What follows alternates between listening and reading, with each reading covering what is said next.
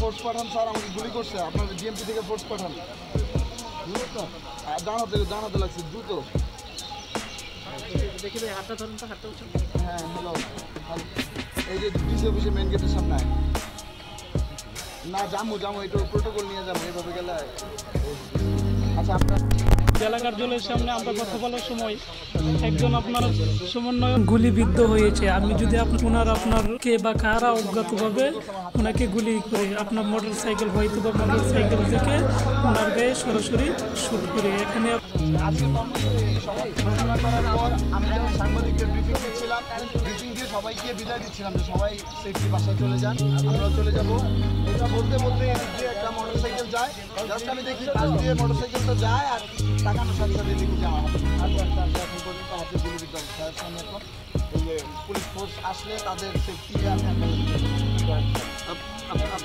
আপনি কি দায়িত্বে আছেন? আমি বৈষম্য ছাত্র আন্দোলনের একজন সহযোদ্ধা, গাজীপুর সদর। নাম কি আপনার? মোহাম্মদ মুবাশির হোসেন। তো গুলিটা কয়জনের গায়ে লাগে? আমার একার গায়ে লাগে, একটা ছুটি করে সেটা আমার এই ডানাতে লাগে। যাদের আমরা সারাদিন কথা বলতেছিলাম, ওদের লোকই হইতে পারে। ভাই আমি সাংবাদিকের সাথে হাত মিলানো অবস্থায় মানে এভাবে থাকা অবস্থায়, হাত মিলানো থাকা অবস্থায় মানে এই পর্যন্ত। হ্যাঁ এখানে ব্রিফিং শেষ। আর শুনেন, সাথে কি আছে সবাই আমরা সবাই একটা এক্সরে করে নিয়ে আসেন, বাই দিস টাইম কোর্টে রেডি করে নিচে করা যাবে, নিচে হবে। আমাদের হাসপাতালে আজকে যদি আপনারা না করেন হাসপাতালে করতে হবে। কালকে থেকে কিন্তু পরিচালককে ফোন দেন, পরিচালককে ফোন দেন। এটা তো ভাই আমাদের জিনিস।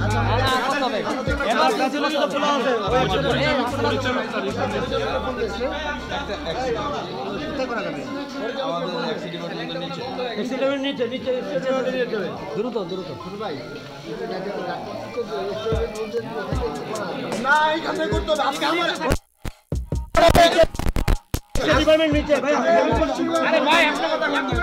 কথা বল না, দাঁড়া কথা বল না। দিতে হবে।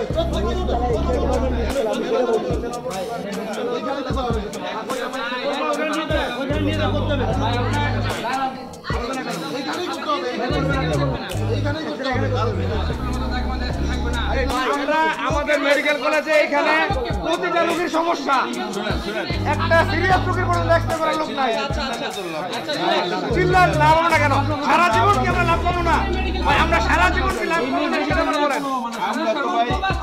এই মেডিকেল কলেজ প্রতিষ্ঠা হওয়ার পর থেকে আমরা কোনো সুবিধাই পাচ্ছি না। আমরা একটা লোক কইতে কেন জানেন না? জায়গাটা তো আপনার বোর্ডের সব লেখা আছে, কি কি ইনস্ট্রুমেন্ট আছে।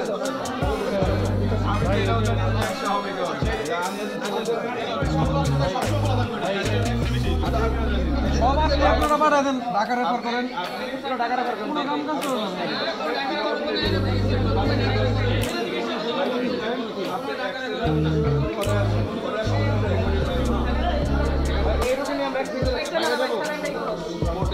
নিতে বলতেন তাহলে নিতে কেন বলেন না? তাহলে উঠাবো নামাবো, রুগী নিয়ে ধরাবো প্রাইভেটে। রুগী কোথাও যাবে না, রুগীর জায়গায় একটু করতে হবে, রুগীর জায়গায় থাকবে, রুগী 12 যাবে একটু করার জন্য।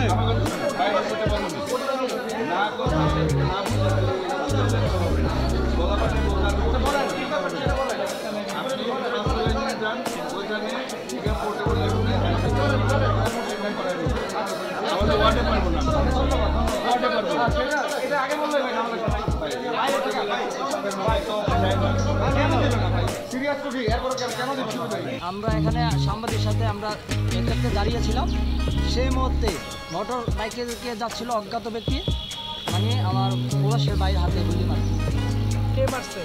অজ্ঞাত থেকে মোটর সাইকেল দিয়ে গেছিল। তো সকলের উদ্দেশ্য হয়তো বা ছাত্র জনতা সারাদিন মিছিল করছে, তাদের এগেনস্টে সেই ক্ষোভ ছিল এবং হয়তো বা পুরো প্ল্যানিং ছিল, কিন্তু এতগুলো মানুষের ভিতরে সেই প্ল্যানিংটা ফলাফল তারা দিতে পারেনি। সেই ক্ষোভ থেকে আমার কাছে মনে হয় সন্ধ্যায় যেহেতু দেখেছিল কি কোটি কয়েক লোক আমরা নামাচ্ছে সেখানে দাঁড়াইছিলাম, সেই জন্য হামলাটা করছে এবং সকলের উদ্দেশ্যে হয়তো বা করছে এবং মোবাশ্বের ভাইয়ের হাতে লেগেছিল।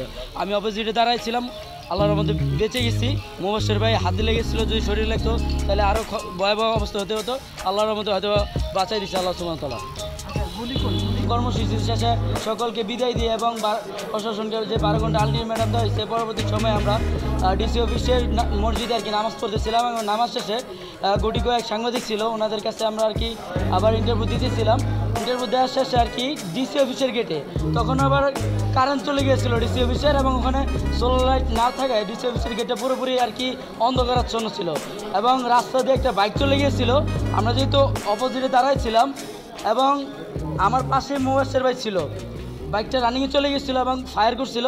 ফায়ার করার সাথে আমার শরীর না লেগে বা মোবাসের ভাই শরীর না লেগে মোবাসের ভাইয়ের হাতে লেগেছিলো ডিসি অফিসের গেটে আর কি। এটাই ছিল ঘটনা আর কি।